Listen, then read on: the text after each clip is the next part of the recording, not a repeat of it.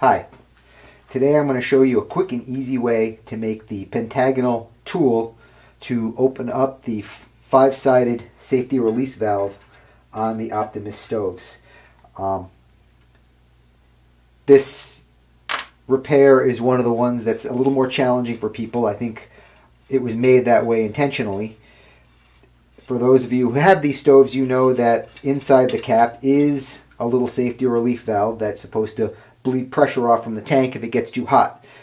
Over time, the little rubber gasket, which I've already removed, gets brittle, cracks, and starts to leak. And it can be difficult to find the pip, which is what the rubber piece is generally called. And another thing that's extremely difficult is to remove this central screw that holds the spring and the pip in place to allow it to maintain pressure. You need a special tool which is five-sided. There are different openings. Some of them are four-sided, some of them are six-sided. If you have the five-sided one, you need a five-sided tool. This cap has a little bit of marking on it from me trying to get it off with something other than a proper five-sided tool, and so I had to come up with a way to fabricate one. You can buy these. There's a company in Britain if you want to wait that long to have it shipped, and they're a little bit expensive, and I found that it wasn't all that difficult to manufacture one that would fit in there very nicely like you see this one does, with a minimal amount of tools and a minimal amount of time. So we're going to show you how to do that. One of the first things you're going to need to do is you're going to need to find the piece of metal that you're going to use to fabricate your tool. What you're looking for is some form of mild steel. You're going to want to avoid hardened tool steel, which is quite a bit harder than the brass that you're trying to unscrew and more likely to damage the opening. It's also a lot harder to work with, and it's going to take a lot longer to grind. Tool might last longer. If you have the capacity to machine steel, then feel free to do so. I don't think it's worth it. Look for something that's mild steel. That's my recommendation. These inexpensive unhardened Allen keys are excellent for this. This is one of those ones like you get from IKEA to put your furniture together. Everybody has a bunch of those lying around. That's what I made my first one out of. This is really soft, really mild, and it tooled incredibly well. I'm going to be using a 1/4-inch bolt to make the tool today. It'll grind fairly easily, nice and soft, and it's about the right diameter as well. Or if you have a crusty old screwdriver that's made out of mild steel, you can use that as well. Easy way to tell if something's mild or hardened, just take a file, run it across it. Looks like this one's hardened. If the file leaves a mark fairly easily like it just does on here, it's a soft steel, and the softer it is, the less of a difficulty you're going to have machining it, particularly if you're using a file to shape it. If you don't have any way of grinding the metal, you might be limited to using a file to do it. The softer the steel, the easier time you're going to have machining it. The other thing, you want to make sure you have something that you can grip it with. Sometimes it takes quite a bit of torque to break that free, even if you soaked it to get the Loctite loose. It does take quite a bit if it's never been opened before.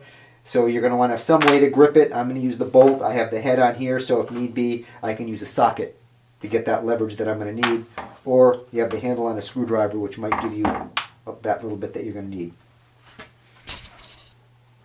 So after you've selected the metal piece that you're going to make your tool out of, the next thing you want to do is just go online and find a printable pentagon shape that you can print out. This one, I did this for the other tool that I had and the other tool that I made, and you can just print this out, and this is the template that you're going to use to grind your pentagonal shape that's going to fit into that little hole. Once you have that, easiest to do this here, you want to find the center of, I'm just going to use this one right here because you're going to need to drill a hole. So just grab yourself a pencil and a ruler, mark off the center of each side.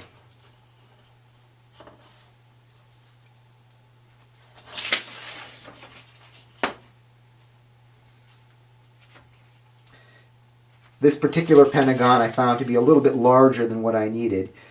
You want to have a nice angle on your tool that you make. The more gradual the angle, the longer the bevel that you make on here, the better the tool is going to work, and the more contact it's going to have in the cap.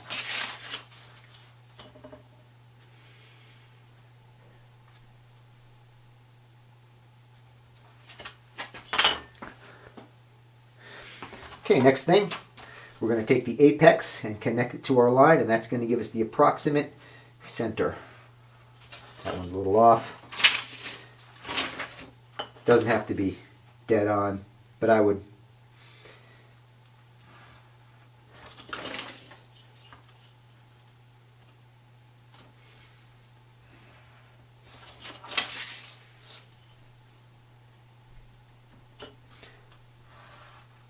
okay, this shows us where the center is. That's where we're going to drill the hole to put our bolt through once we have it mounted to a piece of wood. So next we're going to cut this out. I'm going to glue it to a piece of wood, drill a hole that's roughly the same diameter. You want a tight fit because you don't want this shifting while you're grinding it down.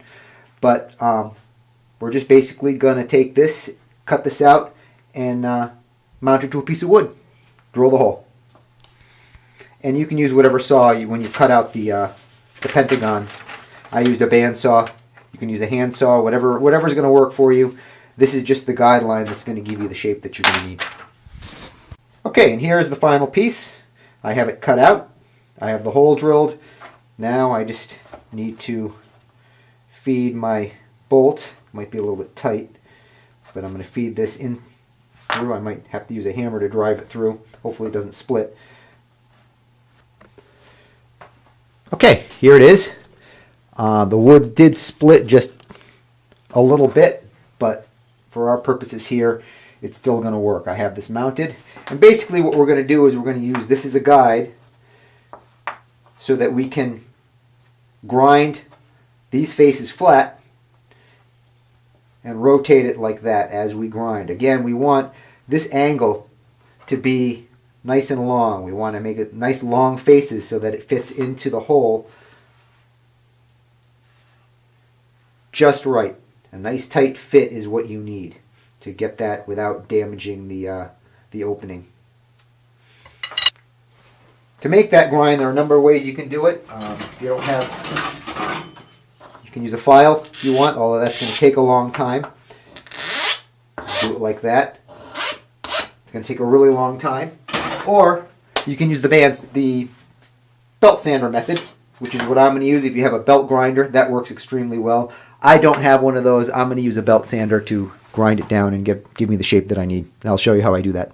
So this is the basic setup I'm going to be using. I have a relatively inexpensive belt sander clamped into a vise. I turn it on, and I can just simply use this and grind 1, 2, 3, 4, 5, and then I can slowly adjust the depth.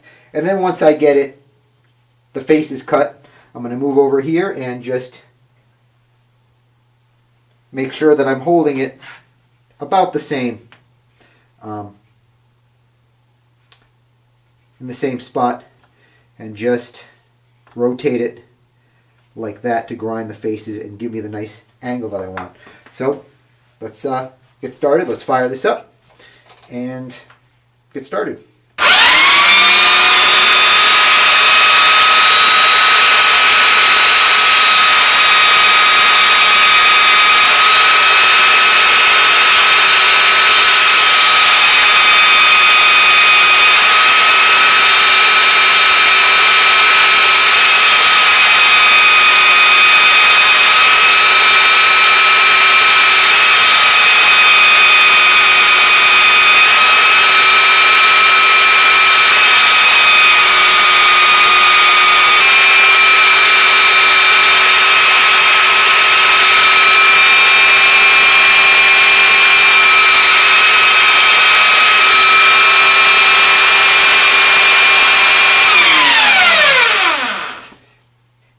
As you can see, we already have a nice 5-sided shape starting on there. But this angle is going to be too steep. We're not going to get the depth. It's not going to hold as tightly as we want. So I'm going to have to go to the side, and using those faces as guides, and this is a guide, we're going to grind it down and actually get the tool that we're going to be able to use.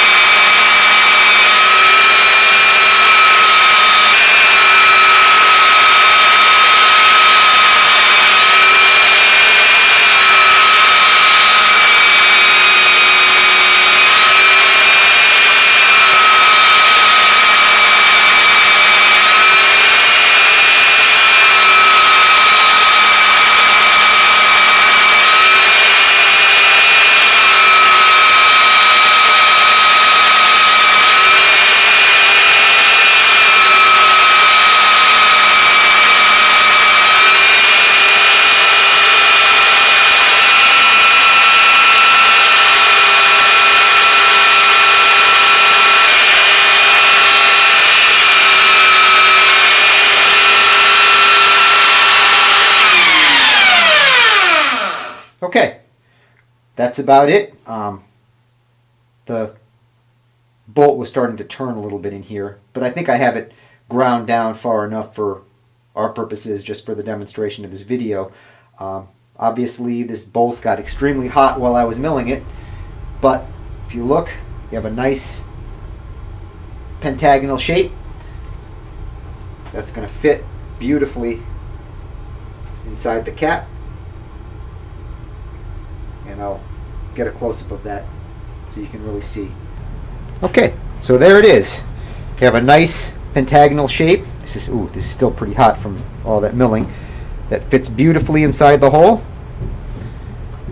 I can use this on a socket wrench to give myself some leverage. That's another thing I should have mentioned when selecting whatever it is that you're going to use, is you want to have something that you can grip it with, because this is going to be very tight. But if you look, fits in there quite well on all 5 sides. Not quite as well as the one I originally made. This one I spent a lot more time on and put a lot more care into making. But this one would probably get the job done. Make sure you have a good fit there, though, because you don't want to strip out that hole, and you'll be able to fix the safety relief valve on your cap. If you can find a piece of Viton or a replacement pip to put in there, put it in there, adjust it to the proper pressure, and you're good to go. I hope this was helpful and you get your stove firing nice and hot the way it was supposed to. Thank you for watching.